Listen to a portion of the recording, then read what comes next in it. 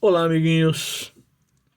Penso, logo existo. Se eu não pensasse, se eu não me desse conta de que estou aqui falando com vocês, pensando, que diferença eu teria deste relógio, por exemplo? Ouça o barulho dele. Faz um ruído, né? Que diferença eu teria desta pedra? Bonita, né? Que diferença eu teria deste pendrive? Este pendrive contém informações, muitas informações. Tem provas aqui dentro, tem PowerPoint, tem uma infinidade de coisas aqui dentro, tá? Esse relógio, ele tem uma informação que ele pode me fornecer, que são as horas, né? Ele tem informação de que uma hora dura 60 minutos, que um minuto dura 60 segundos.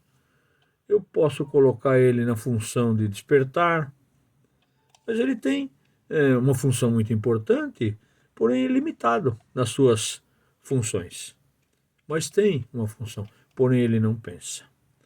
Ele precisa ser ajustado por mim, que penso, para que ele possa tocar, despertar na hora que eu pensei, na hora que eu programei. Ele tem uma função, tá? Essa função aqui é também uma função parecida com esse aqui. Se eu colocar aqui dentro informações e colocar no meu computador para que às 6 horas da manhã o computador desperte, ponha em funcionamento o que estiver gravado aqui dentro, um lembrete, um filme, uma música. O pendrive é como o nosso arquivo de pensamentos. Só que tem uma diferença. Esse aqui consegue me avisar a hora. Esse aqui sozinho, sem o computador programado para me acordar, também não vai fazer grande coisa. Eu posso pegar um livro, uma apostila qualquer aqui, né? As informações que estão contidas aqui dentro, ou na minha biblioteca, são informações estáticas. Não produzem resultados, a menos que eu pense, eu ponha em ação as coisas que estão contidas aqui. A menos que eu ponha em ação as informações que estão aqui, a menos que eu ponha em ação a programação de tocar aqui na hora que eu programar. Portanto, para que eu possa pôr em ação, eu preciso ter uma mente pensante por trás. Eu fiz a maior parte dos arquivos que estão aqui, eu montei, são aulas minhas, todas aqui arquivadas. O dia que eu perder isso aqui, ou que estragar, ou que sumir, eu perco a minha memória. Esta memória, esta aqui não. Enquanto eu conseguir pensar, eu sei que eu estou vivo. Eu sei que eu existo. Vamos pensar uma outra coisa. Aqui eu estou com uma bússola na mão, tá? Colocada na horizontal, ela vai apontar invariavelmente para o norte. Tá vendo ali, ó? A letra N, aqui, ó. Ela vai fazer isso. É o que ela faz. A tarefa dela é essa. Aliás, ela não consegue fazer nada mais além desse controle. Mas, se você for, assim, racional e souber que o norte está para lá e que o oposto do norte é o sul, consequentemente, você pega a sua mão direita, bota o nariz em direção ao norte. N de nariz. Olha, N de nariz e a bússola apontando para o N. Eu consigo achar os outros pontos cardeais. Mão direita eu faço uma letra L. Mão direita para o leste. Mão esquerda eu faço uma letra O. Mão esquerda, letra O para o oeste. O sul, nem precisa pensar muito, porque se o norte está para lá, o sul está para cá. A letra L da mão direita está apontando para o leste. Se eu fizer um O aqui, eu faço o oeste. Bom, para saber isso, em primeiro lugar, eu tenho que ter uma bússola, tá? Em segundo lugar, eu preciso saber usar uma bússola. Ah, ela está dividida em 360 graus. Eu sei que a cada 15 graus que ela se deslocar, se eu colocar, digamos, um lápis aqui em cima da bússola e fizer uma sombra, eu sei que à medida que a sombra for andando ao redor deste círculo, a cada 15 graus ela vai marcar 1 hora. Meio-dia não tem sombra. Como é que eu chego a essas conclusões? Por que eu sei disso? Sabe por quê? Porque eu penso, e porque eu conheço, porque eu li, porque eu estudei. Agora, a bússola sozinha não sabe que ela existe. Ela necessita de alguém para interpretá-la. O livro sozinho contém conhecimento, mas sozinho não faz nada. A mesma coisa o pendrive. O próprio lápis. Eu posso escrever, planejar, né? Mas sozinho ele não faz nada. Eu penso. E se eu penso, eu existo. A bússola não pensa, mas ela existe. O relógio, o pendrive. Por que eu consigo pensar? Essa é a essência da filosofia moderna. Se você fizer uma leitura complementar, precisa fazer, tá na página 40 da apostila, sobre a ideia moderna da razão, que é a razão, a capacidade de raciocinar, racionalizar. Ratio vem de dividir. Pego a bússola, divido em 360 graus, descubro que a sombra, ela se desloca cada hora 15 graus, eu posso chegar a conclusões. Isso é raciocinar. Raciocinar vem de dividir. Racionalizar. Eu consigo compartimentalizar ideias. E só faço isso porque eu existo. Porque morto eu não faria nada. Eu não penso. Anestesiado, não penso. Mas quando eu tenho as condições, os meios para pôr em funcionamento o meu raciocínio, eu posso constatar que estou vivo. E a filosofia moderna é isso. Em primeiro lugar, o Hegel, ele é um cara que abriu a nossa cabeça para muitas visões da filosofia moderna.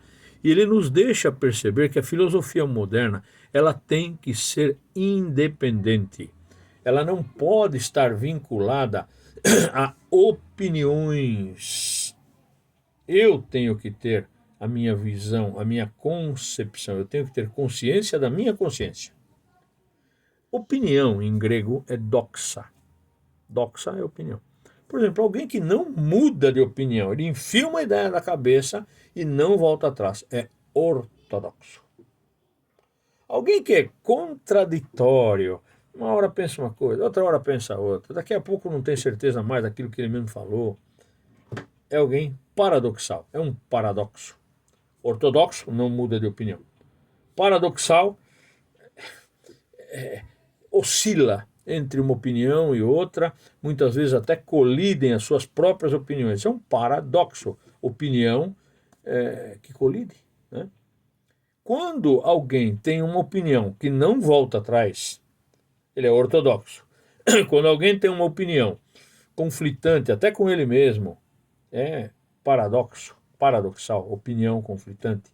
E heterodoxo é quando alguém consegue ver as diferentes posições, entender as diferentes opiniões e heterodoxalmente chegar à sua própria conclusão.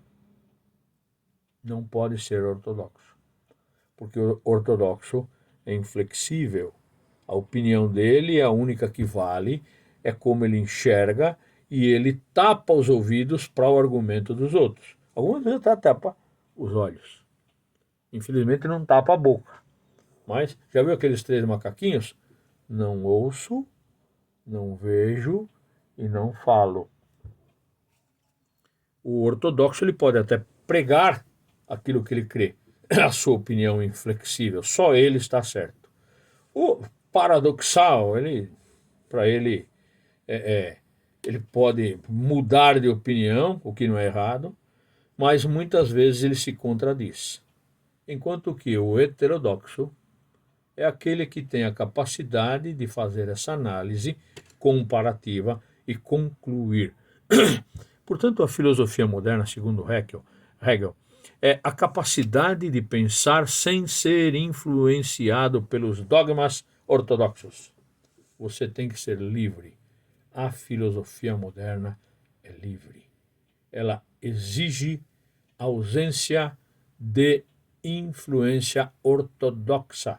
Você tem que estar pronto para entender. Não que você vai ser paradoxal, mas você deve estar atento e mudar os seus rumos conforme a bússola do bom senso vai te apontar. Porque se eu estou vendo que tem alguma coisa errada, um abismo, eu não vou continuar em frente. Por quê? Porque é perigoso. Eu tenho que pensar.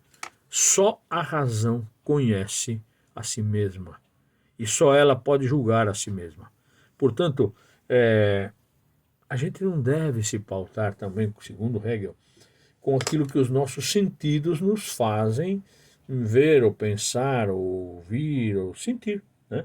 Nós temos que avaliar, conceber. Algumas vezes até buscar o paradoxo para poder encontrar uma visão não ortodoxa, porque a ortodoxa é inflexível, mas uma visão do bom senso. Essa é a filosofia moderna. Outra coisa, a filosofia moderna, ela respeita a subjetividade, ela respeita a sua opinião. A filosofia moderna, ela não pode querer ditar, como antigamente, lá nos tempos de Santo Agostinho, ou de Platão, ou de Sócrates, ou de Aristóteles. Né? Aliás, René Descartes, que nós estudamos há pouco, ele fala, penso, logo existo. E dentro de nós há uma força chamada razão, né, que deveria ser regida pelo bom senso. Spinoza chama isso de força nativa. A força nativa é algo que, quando posta em ação, pode mudar a natureza à nossa volta. Nós podemos argumentar, trocar opiniões, a minha doxa, a minha opinião com a sua opinião, com a opinião do outro, com aquilo que eu li, com aquilo que eu vi, com aquilo que eu percebo, com aquilo que eu avalio.